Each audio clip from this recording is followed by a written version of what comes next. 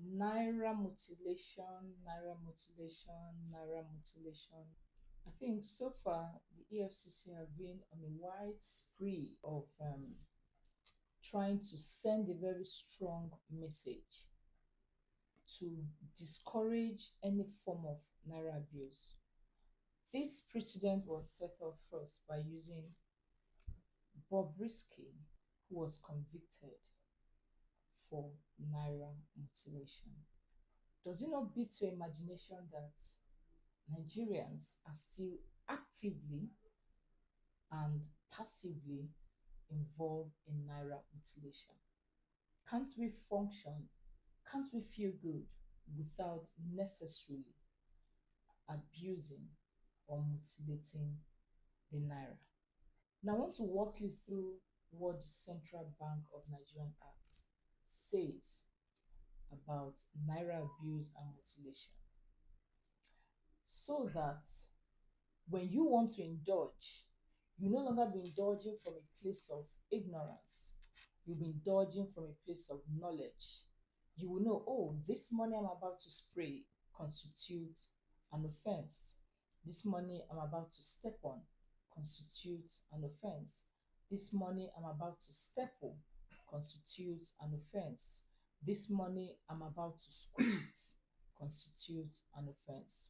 And then with that knowledge, you venture into it. When you're caught, prosecuted, don't go on a wide spree of sentiment to say, oh, they're trying to use Mr. A and set a precedent. What about Mr. B? The point is, you knew as at the time of engaging that that constitutes a crime and you engaged anyway. Remember, this page is created to enlighten you about basic knowledge of the law. It is not intended by any means to coerce or insist or pressure you into actively doing the right thing.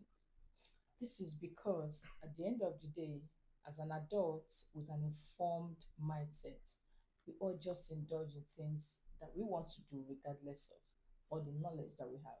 So I want you to do things wrongly or rightly, but be aware that this I'm about to do is wrong. Let's see what the CBN Act says about naira mutilation and what constitutes the offense. And let's know if EFCC are right in convicting persons of naira mutilation. Section 21 of the CBN Act says, I'm reading verbatim, a person who tampers with a coin or note issued by the bank is guilty of an offense and shall, on conviction, be liable to imprisonment of 6 months or a fine of 50,000 naira or both fine and imprisonment. What does subsection 2 says? A coin or note shall be deemed to have been tampered with if the coin or note has been impaired, diminished, or lightened. That's when you set it ablaze.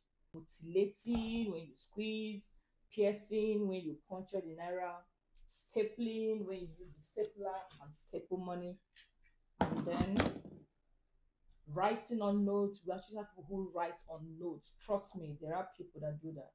Soiling it, you mess it up with oil, or you just mess it up, you squeeze it, or any other form of deliberate. Remember, the emphasis is deliberate and willful abuse, whether the note has or has not been diminished or lightened. 3.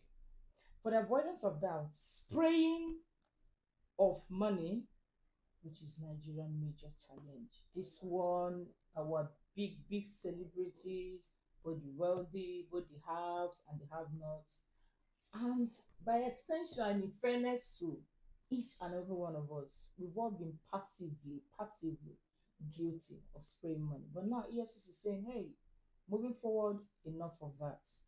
So spraying money, dancing on top of the money, marching on the naira or notes during social occasions, it's even specified social occasions or otherwise, shall constitute an abuse and defacing of the naira or such note and shall be punishable under this section.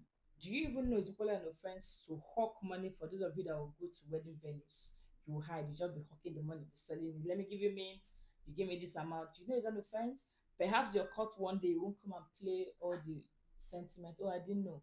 Hawking of money is an offense. We've had a lot of persons charged. Some went to EFCC. However, they did not see the light of the day in court. However, they settled out of court.